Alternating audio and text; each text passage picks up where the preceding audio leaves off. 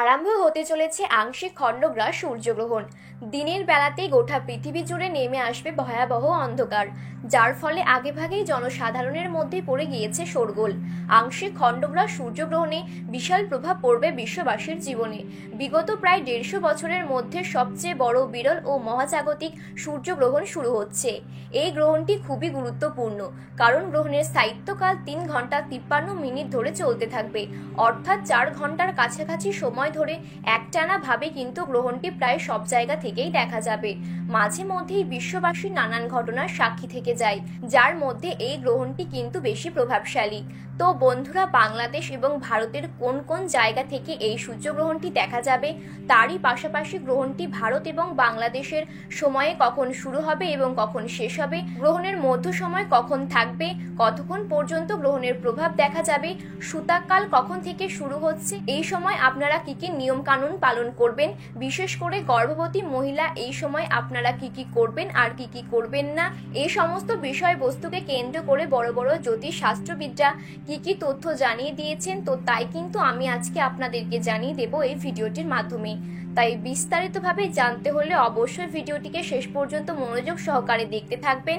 এবং আপনার জেলার গ্রহণ সম্পর্কিত যে কোনো খবরের আপডেট আপনি যদি সবার প্রথমে পেতে চান, তাহলে অবশ্যই নিজের জায়গার নামটি কমেন্ট বক্সে লিখে জানাবেন।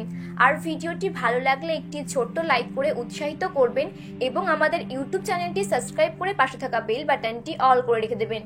তাহলে চলুন বন্ধুরা, এক নজরে দেখে নেওয়া যাক।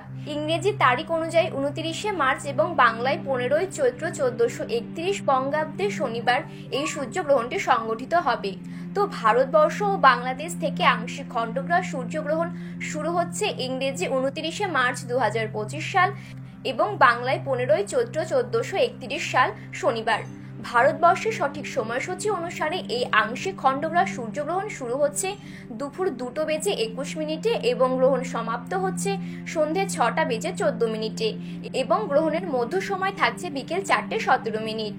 এবং বাংলাদেশের সঠিক সময়সূচি অনুসারে এই আংশিক খণ্ডগ্রাস সূর্যগ্রহণটি শুরু হচ্ছে দুপুর 2:51 এবং গ্রহণটি সমাপ্ত হচ্ছে সন্ধে 6:44 এবং গ্রহণের মধ্য সময় থাকছে বিকেল 4:47।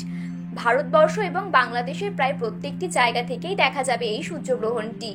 পশ্চিমবঙ্গের কলকাতার পাশাপাশি বাংলাদেশের ঢাকা, সিলেট, চট্টগ্রাম, নোয়াখালী, পাবনা, খুলনা, রাজশাহী, বিবাড়িয়া, কিশোরগঞ্জ, সুনামগঞ্জ, নেত্রকোনা এইসব জায়গা থেকে কিন্তু এই সূর্যগ্রহণটা স্পষ্টভাবে দেখা যাবে। এছাড়া মধ্যপ্রাচ্য, ইউরোপ, উত্তর পূর্ব আফ্রিকা, পশ্চিম এশিয়া, উত্তর আটলান্টিক মহাসাগর এবং ভারত মহাসাগরের উত্তর অংশ থেকে